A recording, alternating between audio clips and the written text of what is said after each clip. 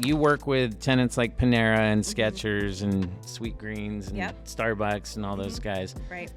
How are you using technology to help you either find new tenants? We really like to use in the office is we have so many different programs. From what we really like for land is we use Reonomy, which is a great program to find the best phone numbers. What advice would you give like a younger commercial real estate broker that's watching or listening to this? Oh, number one is definitely vet where you're going to go work, because you want to work at a firm who is at the top of their game. You're going to have the mentorship, the support, the resources, the staff to help you get. Forget chasing single-family rentals. Let's build commercial portfolios. Collect the best insights and information from commercial real estate experts and industry heavyweights on this episode of the Rent Stew podcast.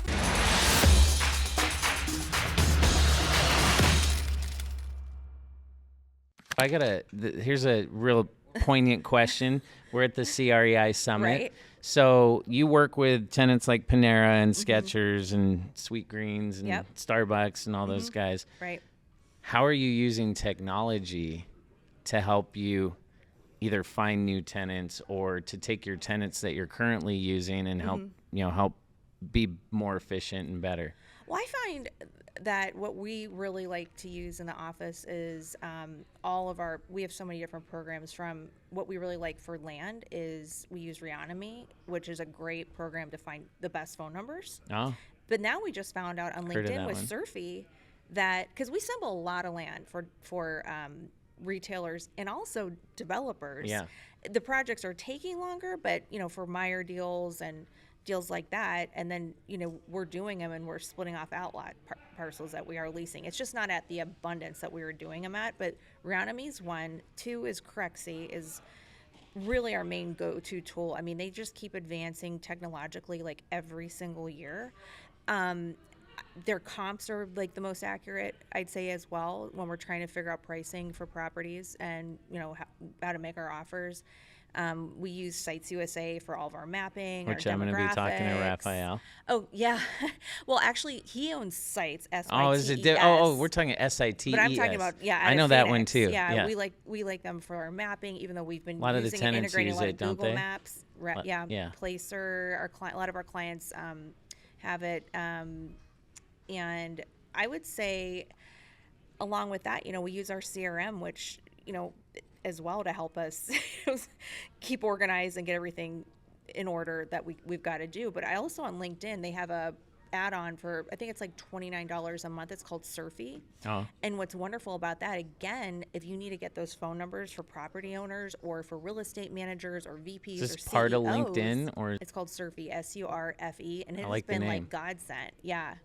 And it'll help you, because you can get emails, but it'll help you get phone numbers. Yeah. Oh gosh, Both, I gotta everything, addresses. Surfy, look it up. Yes, it's the best little $29 add-in I think any of us found. We also love Landglide, since you do a lot of dirt work, just like I do. Yeah. You hire people like me to go find it, but I know you do a lot yourself too. But I think Landglide is amazing, and that was I'm someone gonna out tell of you Cleveland. this episode right now, just in the description alone, you can go down. I'm gonna figure out how to get all the links for every single thing she's talking about. Yeah. And You there's gonna be a definitely- treasure trove of links It down in the is. description. So make sure you guys go down Yeah. when you're done listening to this and check it out. So Yeah, we've got all the little tools of the trade, and we also use Retail Lease Track as well. And when we switched trying like plain vanilla shell, do you remember But- the old school plain vanilla shell I directory? love their newsletter. Yeah. We still get it. I'm like, which is great. I used to have it and like sift through and like go alphabetically. Yeah. And but Retail Lease Track we found now is like the most accurate, and what we like about it is, say there's more of like a regional tenant or even a local tenant, they will find the phone number and contact for you. So it's if nice. if like it's a not research in there. if it's not in there, because they want to know so they could keep adding. And we also pay for the Brown Book too, Okay. which is something I don't know if I think I've heard developers of, I've heard of it, get. but I'm not super familiar with it. Oh, I would definitely check it out. It's worth it in a way with the amount of information that it's giving. It's priced to me like even under the value of probably what it's worth. Really? Yeah. Okay, now I'll gotta go look at it. Yeah, you'll like it. And he updates it monthly. it's an amazing tool, especially for brokers when they're seeking tenants for whether it's you're looking for tenants to rep, you're looking for, who to lease to. It is an endless amount of people ideas, and he has everything, again, their emails, their phone numbers, because I think the hardest thing in our business is getting the right information that's correct. You go and try and skip trace an owner's information. You use like free people search, and it's like 25 phone numbers that either don't exist, or oh, sorry, wrong phone number. Right. But, at the end of the day, too, I think for our business, LinkedIn is invaluable. Like, you need to stay on there on a daily basis because you see who's shuffling around, that C-suite people, who are VPs. I mean, this is if you've taken the time to make sure when you're sitting in the car line, somewhere or at the gas station. Well, we're here at the CREi Summit. Right. I mean, you better be linking in with people. Brokers. Right. Data people. I mean, even across different asset classes. Like you and I happen to work in the same asset class, but like, industrial folk and all that. And I mean, LinkedIn is that tool that I just said it in here, back in the ballroom when they were doing all the intros for like the speakers and stuff. Okay. This video is sponsored by SiteCRE.com, the smart site submittal platform for tenants, landlords, and developers. Site streamlines the entire site submittal process, from custom AI-powered submission portals to a tenant-seeking site marketplace that makes expansion fast, efficient, and targeted. At Hungry Investments, we use sites to validate sites we already control, target locations for specific tenants, and even identify tenants actively looking in trade areas where we're doing our due diligence. It's become an invaluable tool for our growth, and it can do the same for you. Check out CRE.com, where smart growth starts. I had to go and audit my LinkedIn like 4 months ago. Even after when you and I met, I came back from ICSC and was like, I need to go do an audit and update on my LinkedIn because I never used it. Oh. And I didn't. I think a lot of people don't, because even for myself, I just started getting serious about social media for myself and my business last October 1st. Yeah. Like September, I hired a social media manager, and we went from there. And once you get into it and you understand the intricacies of everything, it's not that Instagram, X, or LinkedIn, it's not that they're complicated. You just have to know the right people. That's why we're here at the CREi Summit, to get those tips that we, that we don't know about. But you do learn a lot from talking to people who are involved, and you are getting deals. Like, I landed a huge account on LinkedIn. I mean, we've landed. Speaking of people in industrial, you should be linking up with people not in your arena, because if they see you and they have a client who owns an industrial office building, they're like, oh wait, I see Christian, he builds this, that, blah, blah, blah. He's got this fund. Industrial people buy, the developers build big old development and leave like 2 or 3 acres carved out on the corner. Which, if you're an industrial developer and you've got commercial land, hit me up. Yep, exactly. And I think it's also important to follow like home developers. Big, small, and regional, because a lot of times when they're buying these large tracts, the front zone commercial. Yeah, we work with D.R. Horton. Yeah, exactly. And they're in Ohio too.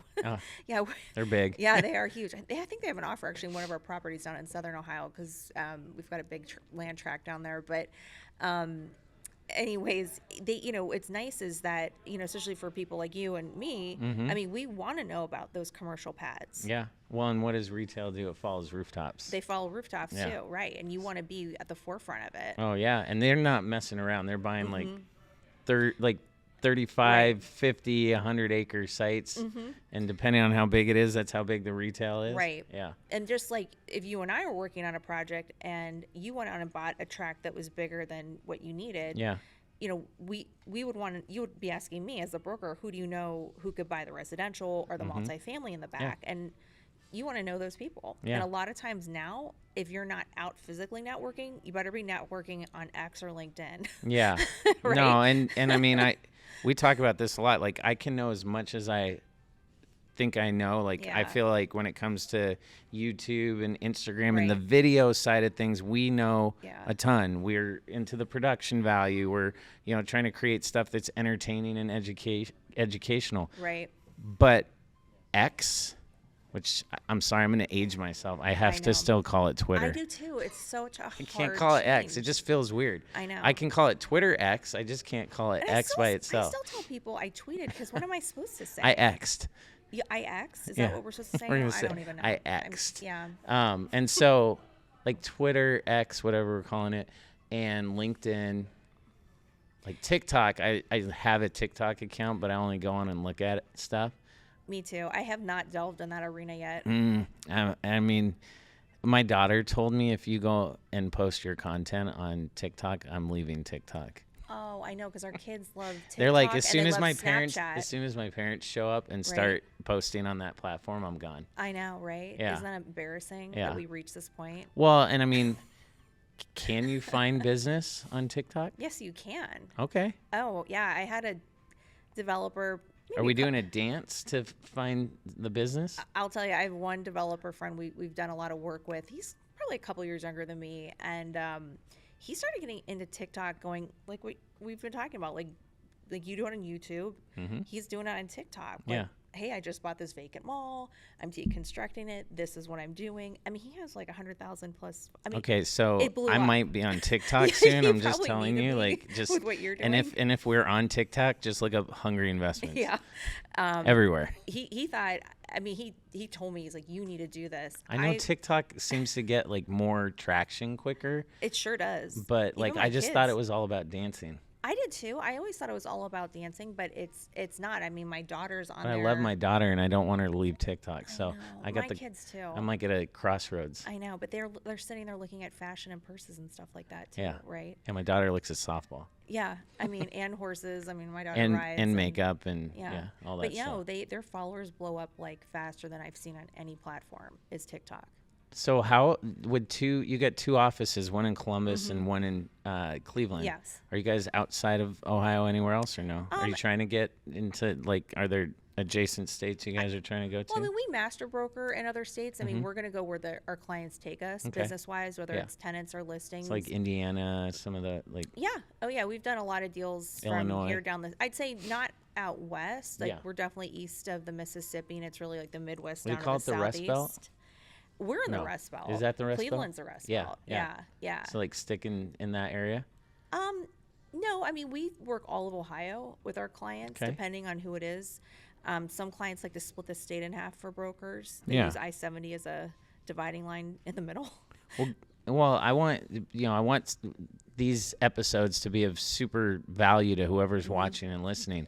And you and I both being in the industry, Yeah. we have a lot of similarities. 25 years, retail, like, we love working with, I like what we do because I like driving down the street and being like, oh yeah, I work with that restaurant. I work with that. Oh my client." gosh, like I know it is so much fun to drive down the road and tell your kids all the deals you did, even though they don't care. Oh yeah, my daughter loves Swig, and we're working with Swig now. And Oh, you are? How and, fun. And she's like obsessed have with. them. Yeah, she's obsessed. You probably have like Fizz.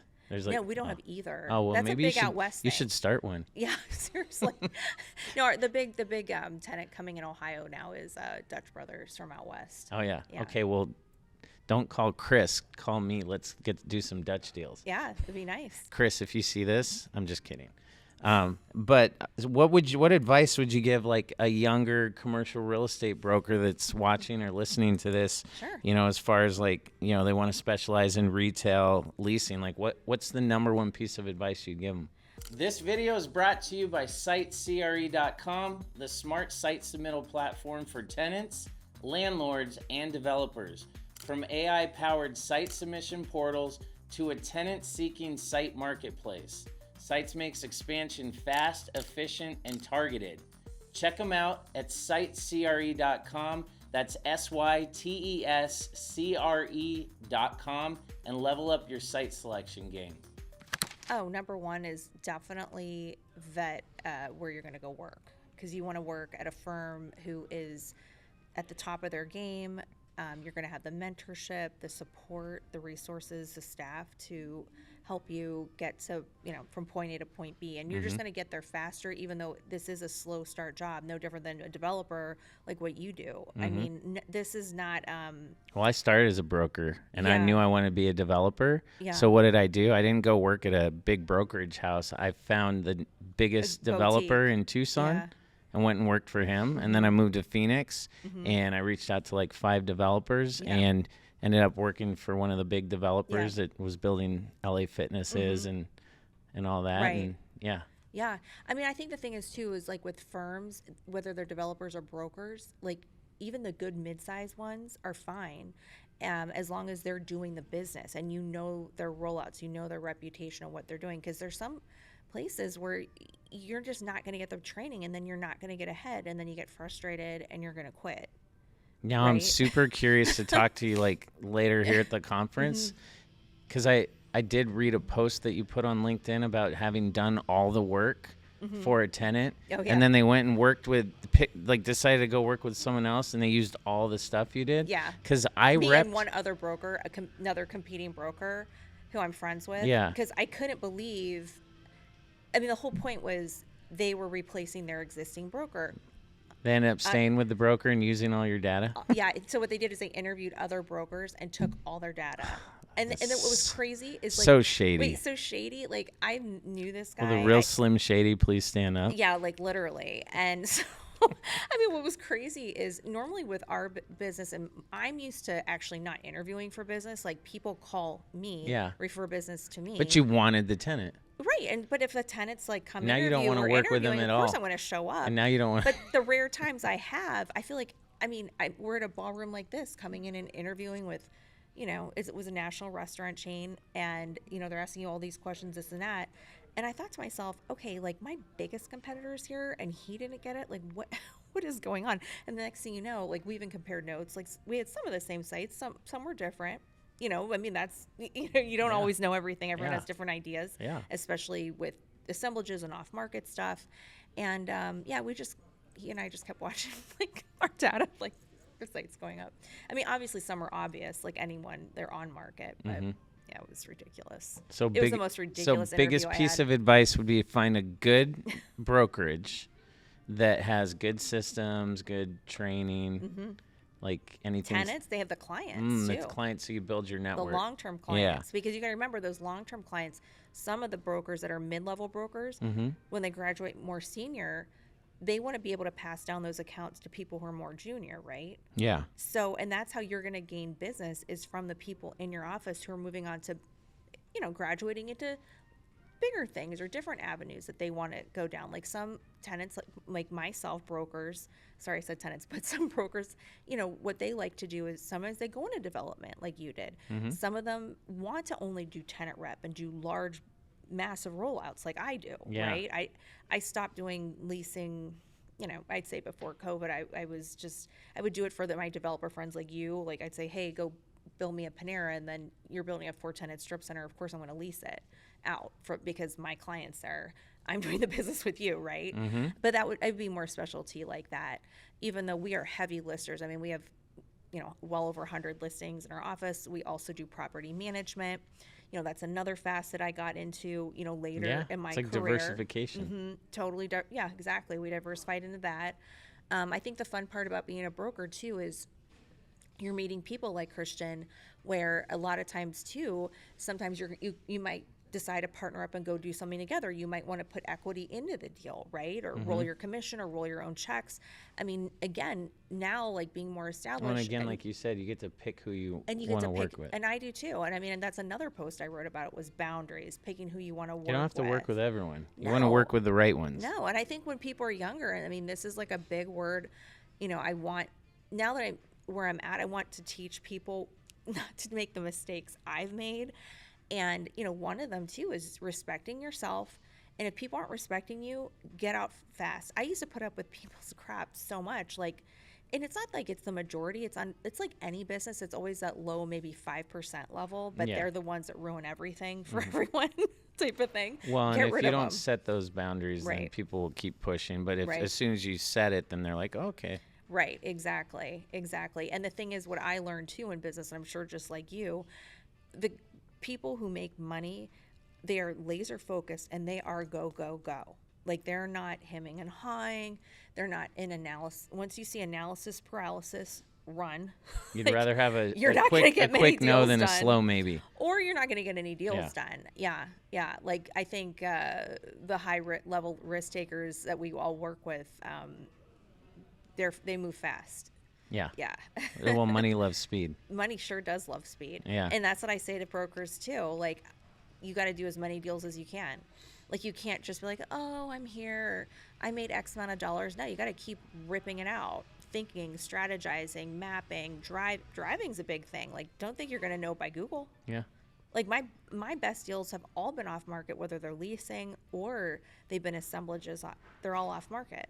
I mean, even like developers that, like we haven't, we do The best investment deals sales. aren't going to be on the market. They're not. The best deals aren't going to be on the market. No. That's right. No, the only thing that we're seeing hit the market is like because they want to create a bidding war. Yeah. Yeah. And I think that's something I've noticed. You were saying what's been post-COVID. I think that things have been horrifically jacked up. Yeah, It's like the little old bit CVS skewed. drugstore days from Yeah. like 20 years ago. Can't wait till that hits the market. Right? Get your popcorn ready. It's like totally get your popcorn Yeah. ready. Oh my gosh. I don't know. I think we're trending down, in my opinion. Yeah. But the down's good. Yeah. Because I remember when I was an Well, intern. it's not down, it's balancing. It needs a balance, right? Mm-hmm. Because I think it's things are just extremely overinflated. So you and I can definitely talk for a long time. We'll do a follow-up Yeah. one, and we'll get into like Yeah. some more specifics. But before we kind of wrap this up, any closing remarks? What, we're here at CREi Summit. We're talking about social media. We're talking about, networking, building your brand, technology, AI, all that stuff. Any like kind of things you see or things you want to, kind of bring to the forefront for anyone that's watching or listening? I think if you're looking to get started in social media, that CREi Summit is a great place to start. And it's also a great place to go on their website. And I think my biggest tip to people who say, how do I know who's in social media? Well, if you go to their website, you're going to see all the top influencers for LinkedIn, Instagram, X, podcasts, women of influence. I know there's some other categories. Start following those people on all their social channels. And Linda just said that she got the CREi podcast.com domain. Oh, good. Where everybody, all the commercial real estate podcasts can awesome. go. We're going to learn more about how to put our stuff on there. Oh, perfect. But if anyone wants to connect with you, Tori, where's the best place for them to find you? So you can email me at tnook@anchorretail.com.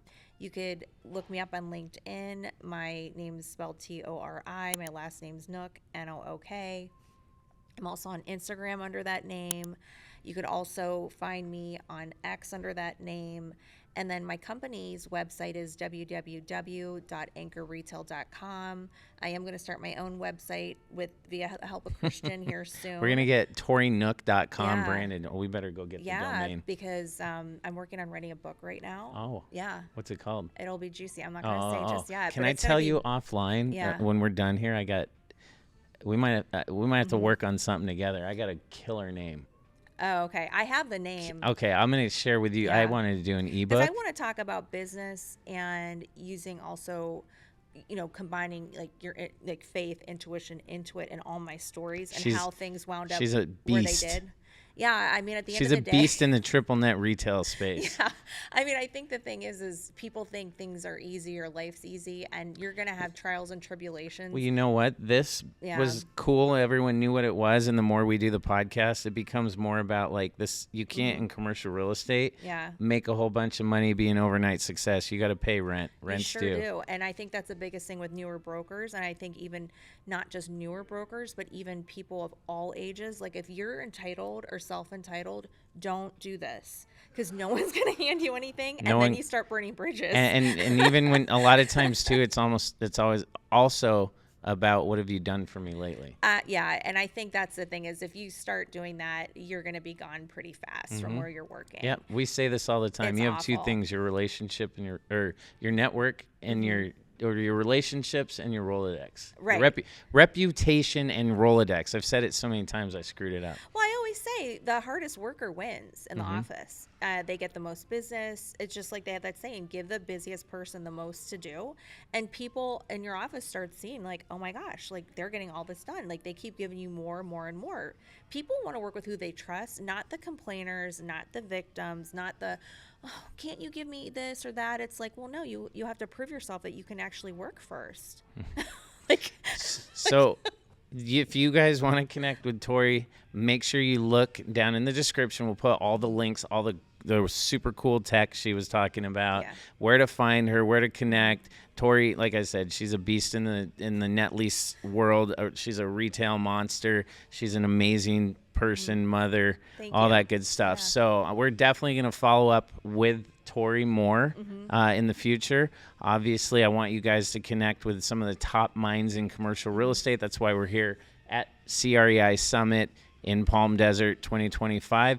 Thank you so much for watching this episode. Tori, thank you for being here. If you're not already subscribed, make sure on YouTube, subscribe, give us a like, smash that button. Follow us on Instagram, Hungry Investments, across all the channels. You can go to our website, which is hungry-inc.com.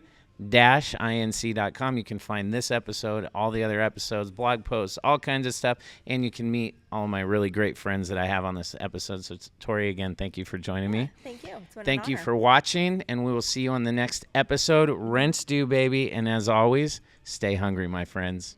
If you made it this far through and you landed here, it means you're serious about making money in commercial real estate. Don't forget to hit the subscribe button if you're not already following for more great commercial real estate, and check out this video or this video. As always, stay hungry, my friends.